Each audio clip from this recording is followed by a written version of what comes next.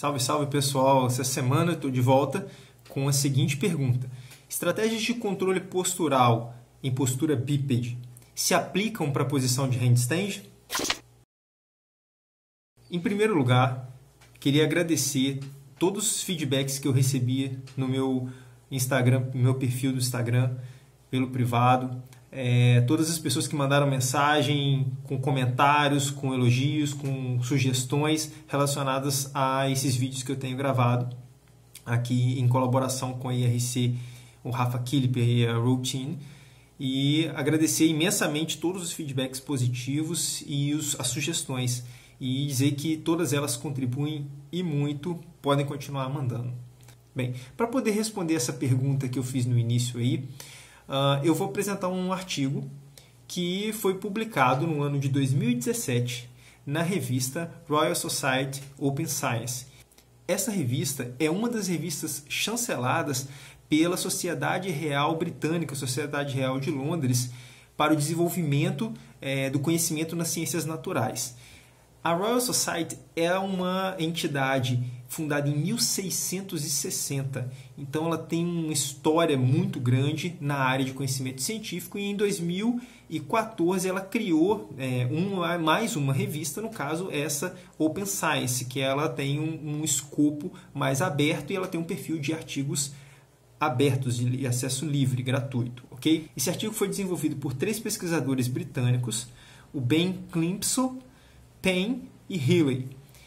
E nesse artigo, eles objetivaram estudar as estratégias de controle de equilíbrio, controle postural, nas condições em pé, posição de postura bípede estática, e em handstand, só que com ainda outras condições, de condição de piso estável ou piso perturbado. Vamos entender o que é isso daí. Bem, primeiramente, a gente precisa contextualizar o aspecto do controle postural. A gente aprende lá nas disciplinas de biomecânica, de cinesiologia. A depender da graduação que você fez, pode ser que você tenha tido alguma disciplina especificamente de análise de controle postural, de marcha. E aí, normalmente, a gente estuda o modelo de controle postural que é baseado no pêndulo invertido. Okay? Então, em uma pessoa em postura bípede, em condição estática, com os pés paralelos, vai tender a acontecer ajustes posturais, principalmente anteroposteriores, que são baseados principalmente na articulação do tornozelo. Então, nesse caso, a articulação do tornozelo vai ser a principal responsável por fazer os ajustes posturais, então, na maior parte do tempo.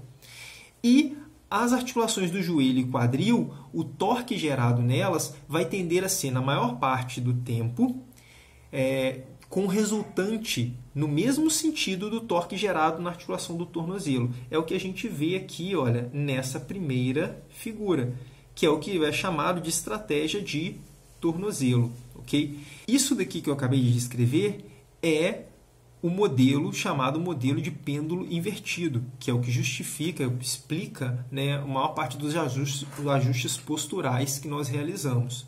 Nesse caso, observa-se que o torque gerado nas articulações ela vai sempre no mesmo sentido.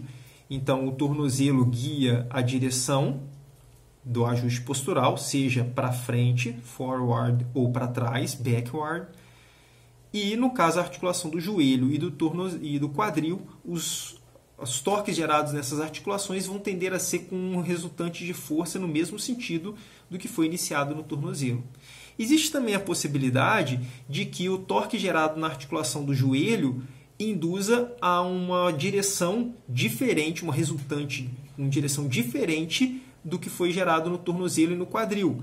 Isso é chamado, então, uma estratégia de joelho. E, por fim, a estratégia de quadril, quando o torque gerado na articulação do quadril vai gerar uma resultante de força que vai divergir do que foi gerado na articulação do tornozelo e do joelho. Todos esses casos são condições de ajuste postural, de modo com que a estratégia de tornozelo vai ser a mais comum na maior parte do tempo quando nós estamos em postura bípede. Quando se tem uma condição de maior oscilação do centro de gravidade do nosso corpo, vai ser necessário utilizar estratégias como a estratégia de joelho e em condições mais extremas, a estratégia de quadril. Repare que, por exemplo, quando uma pessoa está parada em pé, uma pessoa saudável, ela não fica balançando o quadril para frente e para trás o tempo todo, o que mostra claramente que essa estratégia não é a mais utilizada, nem dobrando, né, flexionando e estendendo o joelho o tempo todo. A maior parte dos ajustes vão se dar no tornozelo com pequenas oscilações, ok? E no caso, o joelho, quadril e a porção superior do tronco, toda conectada e realizando ajustes no mesmo sentido do tornozelo. A grande questão desse artigo é que ele fez uma proposta de analisar a postura de handstand e tendo como premissa de que é provável de que os ajustes posturais na condição de handstand eles obedeçam os mesmos conceitos biomecânicos do modelo de pêndulo invertido que é aplicável para a postura bípede. E nesse caso, a gente teria a possibilidade de um modelo a mais de estratégia. Então vamos lá. Primeiramente, a estratégia que especula-se pelo artigo que seria a mais predominante, a estratégia de punho. Por quê? Assim como no modelo aplicável para a postura bípede, é a articulação que está mais próxima do chão e que está fixa. Okay? Então, ela seria a articulação principal responsável pelos ajustes posturais na maior parte do tempo. Essa é a hipótese do trabalho, okay? Tal qual no modelo de pêndulo invertido aplicável para a postura bípede. Então, nesse caso, na estratégia de punho, a articulação do torque gerado na articulação do punho iria guiar o ajuste postural e os torques gerados na articulação do cotovelo, do ombro e do quadril gerariam resultantes de força no mesmo sentido do torque gerado na articulação do punho. Existe ainda a possibilidade do uso de estratégia de cotovelo, aonde a articulação do cotovelo geraria torque em direção diferente do restante das articulações, a estratégia de ombro e a estratégia de quadril, tal qual ocorre na postura bípede. Okay? E da mesma forma que na postura bípede, a lógica seria: a estratégia de quadril seria aplicável para condições onde a perda de estabilidade ela praticamente excede o limite, né, da estabilidade que é garantida pelas outras estratégias. Essa é a premissa do trabalho. E para realizar isso, para fazer essa análise, o que eles fizeram? Eles recrutaram 12 ginastas experientes, com pelo menos 10 anos de experiência em ginástica. Eram 12 ginastas, 9 homens e 3 mulheres. A idade deles, dos homens, em média de idade, 23 anos, e das mulheres, 20 anos. Todos eles com pelo menos 10 anos de experiência em ginástica. Okay? Para participar desse estudo, eles não poderiam ter lesão nas articulações necessárias, né, para manter a postura bípede e a posição de handstand durante o período da coleta de dados, ok? E eles deveriam ser capazes de manter a posição de handstand por pelo menos 30 segundos de forma estável. É uma tarefa muito difícil, mas todos eles eram atletas, indivíduos altamente treinados, ok? E detalhe, pelo menos 10 anos de treino de ginástica em nível competitivo. Os registros foram feitos em algumas condições. No caso, as condições seriam condição não perturbada, ou seja, o piso era estável, ok? Nesse caso, os registros eram feitos em condição de olho aberto e condição de olho fechado, tanto para a posição bípede quanto para a posição de handstand.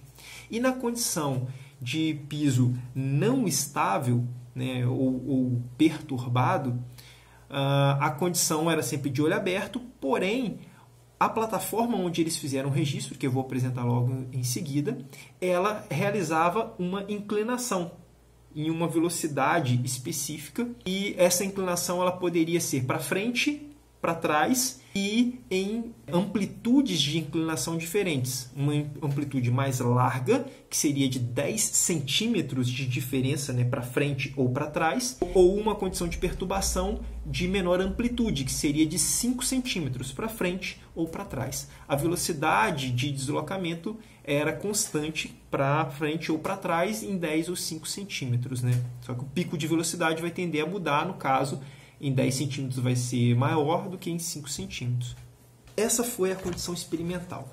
A condição piso estável e piso instável, elas eram realizadas em semanas diferentes, ok? Com um intervalo de 1 semana entre elas. E as condições olho aberto e fechado, ou ainda piso instável, né, com grande variação ou pequena variação do declive, eles eram realizados de forma randômica, ou seja, aleatória para cada um dos indivíduos. Eram feitos no mínimo 3 registros de manutenção postura de handstand em cada uma delas, ok? E eles tinham que manter essa posição de handstand por esse período de 30 segundos. Tudo isso foi feito em cima dessa plataforma que aparece na imagem, a Carrying System. Essa é um modelo de plataforma toda instrumentalizada, ok? O modelo que a gente está vendo aí na imagem, aqui na esquerda, ela tem até mesmo, ela é a completa, no caso, ela tem aqui um projetor que projeta uma imagem onde a pessoa pode correr, porque ela tem uma esteira em cima de uma plataforma de força. Então, o indivíduo ele é usado, por exemplo, em estudos onde o indivíduo vai correr, tendo então uma ilusão de imagem, né, por exemplo.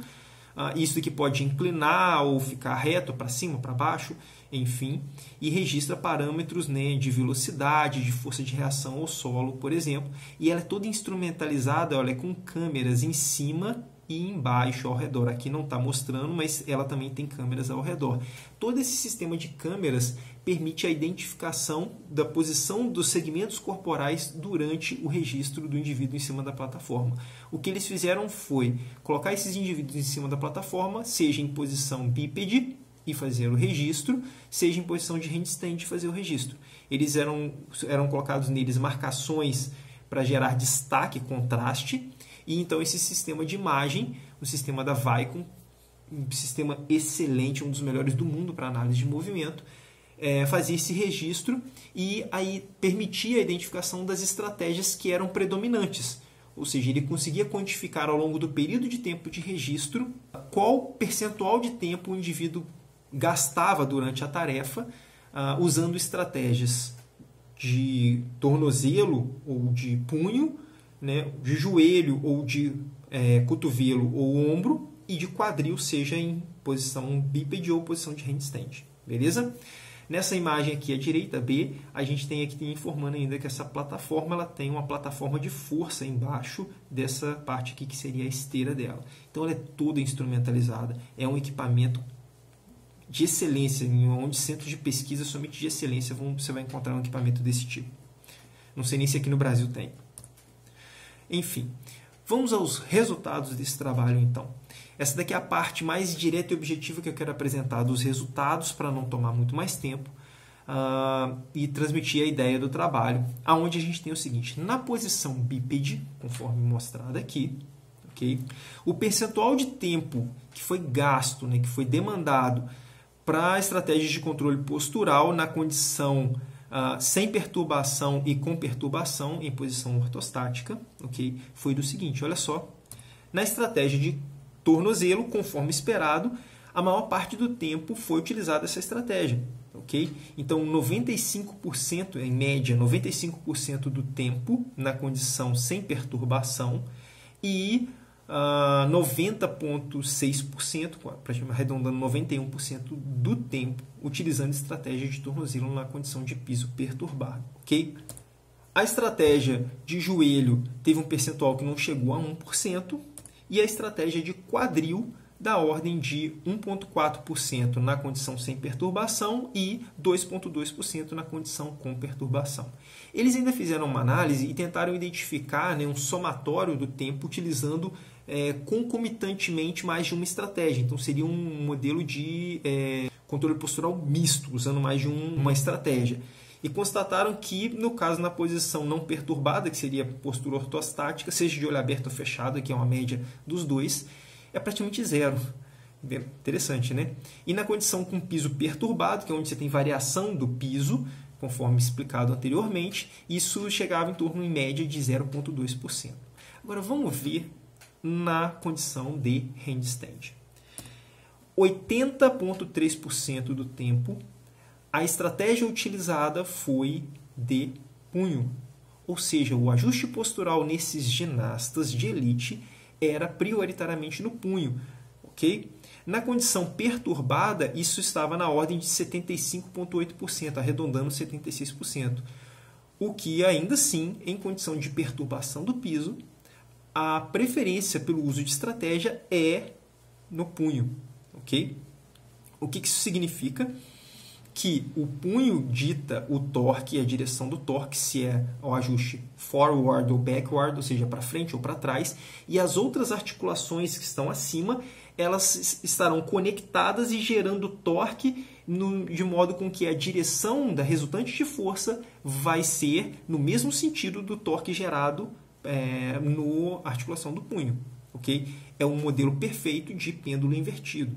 Isso confirma a ideia inicial, já começa a falar aqui das conclusões do trabalho, de que em posição de handstand, em se tratando de atletas de elite, que tem um bom controle postural em posição de handstand, o controle postural atende à premissa do modelo de pêndulo invertido, tal qual na condição bípede. Okay? Uma coisa curiosa é que a estratégia de cotovelo ela foi a segunda estratégia mais utilizada na condição de handstand, dentre esses atletas, ok? Então, correspondendo a 4,2% do tempo de estratégia despendido com essa estratégia na condição não perturbada e aumentando para 10,8% na condição perturbada, ok? Enquanto que ombro e quadril eles vão corresponder aí na condição não perturbada a 0,6% e 0,2%. Olha como a estratégia de quadril na condição de handstand em atletas de elite, ela é mínima. Repare que ombro e quadril aqui, a estratégia usando ombro e quadril é mínima nesses atletas que conseguem ficar pelo menos 30 segundos numa posição de handstand. Okay? Na condição perturbada, a estratégia de ombro chegava em média a 1%, enquanto que a de quadril em 0,9%. Okay? Bem, arredondando praticamente 1% também. Ainda assim, é muito pouco. E, em condição, na análise que eles fizeram, né, o tempo despendido usando mais de uma estratégia simultaneamente, onde se percebia claramente isso pela análise deles, na condição não perturbada, 2% do tempo, e na condição não perturbada, ok? E na condição perturbada, 1,5%. Muito bem. O que esses dados mostram para a gente? Um atleta de elite de ginástica, ele consegue manter bem um controle postural e isso atende, na posição de handstand, e isso atende a mesma premissa do modelo de pêndulo invertido usado para um modelo de postura bípede. Okay? Então, a maior parte dos ajustes posturais se dão na articulação do punho. Nesse caso, a partir do momento que a gente entende a premissa do modelo de pêndulo invertido, a gente sabe que as articulações acima do que está em contato com o solo, na posição bípede, o pé, na posição de handstand, o punho, essas articulações superiores elas têm que estar conectadas. Ou seja, o torque gerado nelas deve ser sempre gerando uma força resultante no mesmo sentido do torque gerado na articulação mais inferior, que está em contato com o solo. O que isso significa? Que cotovelo, punho e quadril, eles têm que seguir uma conexão, estarem todos bem alinhados e as forças no mesmo sentido, ou seja, é necessário uma conexão. Beleza? Agora, olha só que coisa interessante. Percebam como varia pouco a estratégia de ombro e de quadril nesses indivíduos. Só um detalhe. Se esses indivíduos mudassem a base de suporte, seja para dar um passinho para frente ou botar a mão para o lado, era parado o registro e iniciava novamente. Só era validado se ele conseguisse ficar todo o período de tempo em posição de handstand com a mesma base de suporte. Ou seja, para ele conseguir isso, eles conseguem mantendo as articulações que estão mais acima, ou seja, principalmente ombro e quadril conectados. Um outro detalhe é que nesse trabalho eles tinham que manter os pés unidos.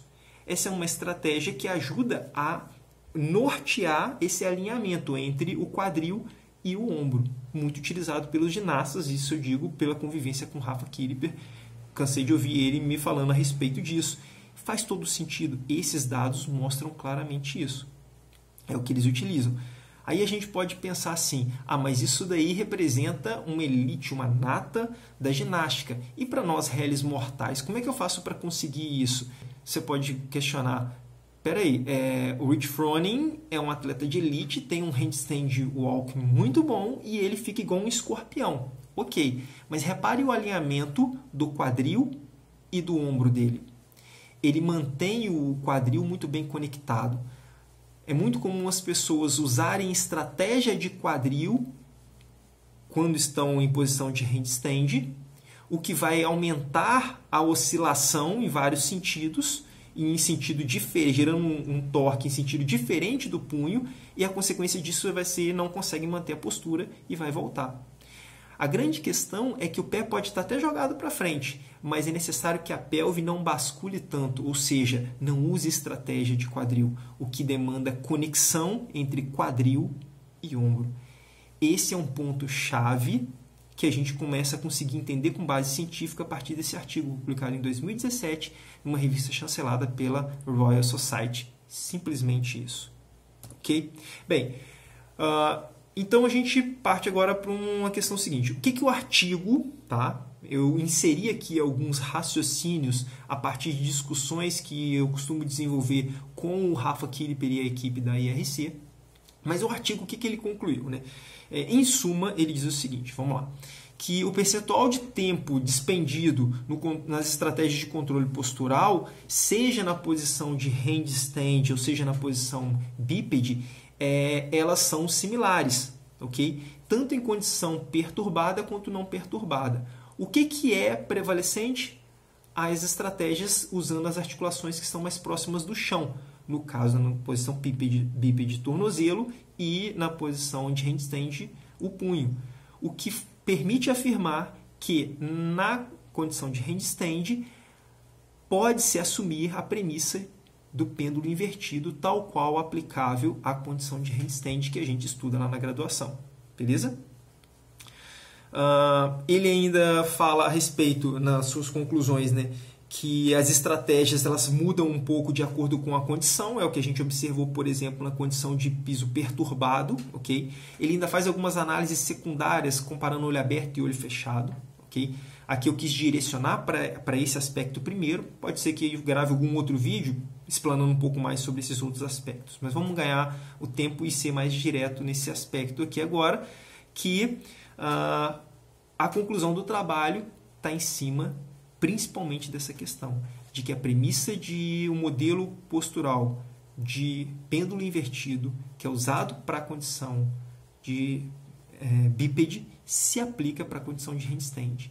Para que isso funcione bem e seja eficiente, é necessário que as articulações que estão mais superiores, neste caso no handstand, principalmente ombro e quadril, estejam alinhados e conectados de modo com que a força resultante gerada por elas durante os ajustes posturais, elas tendam a ser na mesma direção que o torque gerado na articulação do punho, ou seja, ele teria que trabalhar como se fosse um pêndulo. Imagina um pêndulo invertido, porque você tem um pêndulo que ele balança assim. Ele invertido significa que o que está embaixo é fixo e a parte superior ela se mantém alinhada e deslocando. Então, toda vez que você ouvir o seu treinador, o seu coach, ou ouvir o Rafa, principalmente, falando para você trabalhar a conexão do tronco, isso tem base. Beleza? Obrigado pela atenção, espero que tenha sido útil para vocês. Grande abraço.